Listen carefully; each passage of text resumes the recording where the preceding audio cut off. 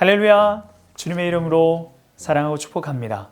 여러분, 최근 누군가의 한마디를 통해서 위로를 얻으신 적이 있으신가요? 지금 작금의 현실의 시대를 바라볼 때에 그 한마디의 위로가 우리 한 사람 한 사람에게는 큰 힘이 될 줄 믿습니다.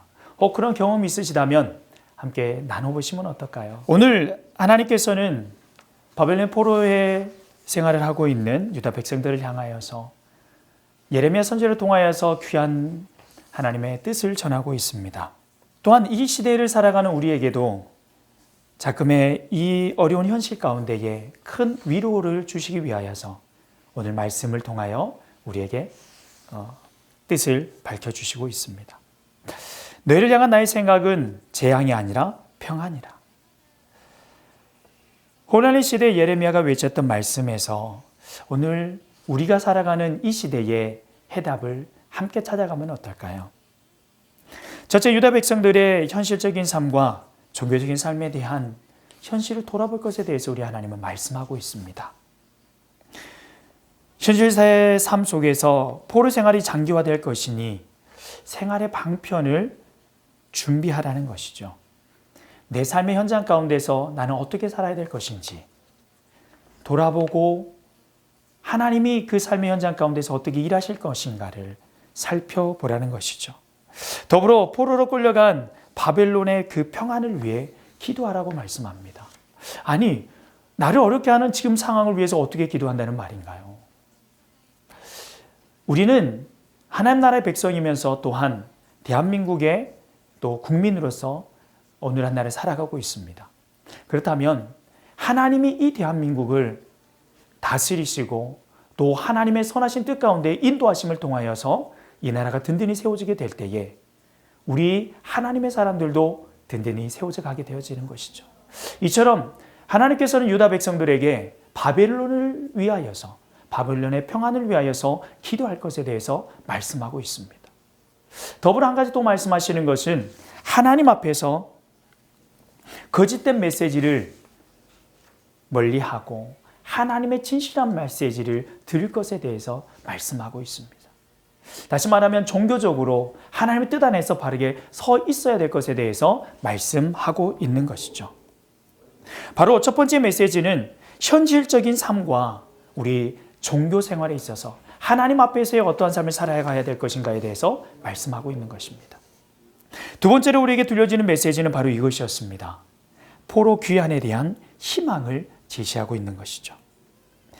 하나님께서는 예레미야 선지자를 통하여서 유다 백성들에게 70년 후에 하나님께서 포로들을 귀환시킬 것을 대하여서 말씀하고 있습니다. 유다의 죄에 대하여서는 엄중히 심판하시면서 하나님의 주권적인 회복에 대한 강력한 메시지를 전달하고 있는 것이죠.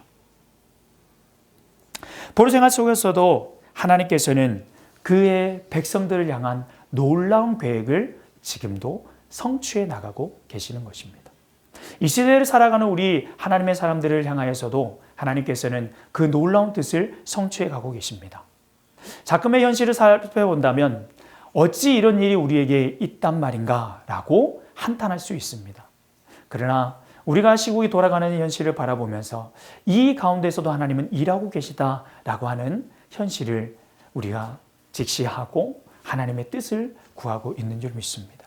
이처럼 우리 하나님께서는 우리를 향한 놀라운 계획을 가지고 계시고 그 뜻을 이루고 가고 계시다고 하는 그 하나님의 선하신 뜻을 가지고 계시다고 하는 것을 우리는 알고 신뢰하며 나가야 할 줄 믿습니다. 그래서 유다 백성들을 향한 장래의 소망을 주기 위한 그 하나님의 뜻을 이루어갔던 것처럼 우리의 생활 속에서도 내일의 소망을 주기를 원하시는 하나님의 사랑이 있음을 우리는 기억해야 할 것입니다. 세 번째로 우리가 기억해야 될 것은 선하신 뜻에 동참하기 위해서 우리는 전심으로 하나님을 찾아야 한다라고 하는 것입니다. 오직 하나님께 부르짖으며 와서 기도하면 하나님이 들으시고 응답하시겠다라고 약속하고 있습니다. 지금 우리는 주님을 찾고 또 찾아야 할 때입니다. 12절 13절 말씀을 보면 되면 이렇게 말씀하죠.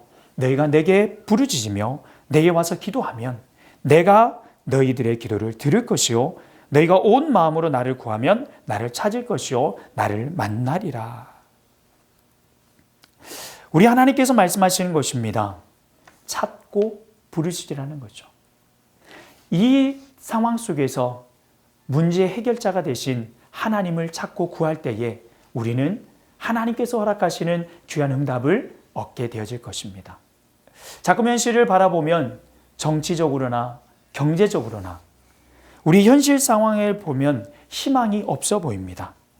절망 속에서 절망을 극복할 수 있는 최고의 방법은 오직 하나님밖에 없습니다.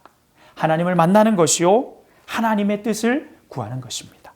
그럴 때 우리에게 회복이 이루어질 줄 믿습니다. 우리의 완담한 현실을 구원하실 분은 오직 하나님밖에 없음을 우리는 기억하고 하나님을 찾아야 할 줄 믿습니다. 그럴 때에 우리 하나님은 만나주시겠다고 말씀하고 계시고 우리 하나님은 응답하시겠다 말씀하십니다. 오늘의 현실이 답답하십니까?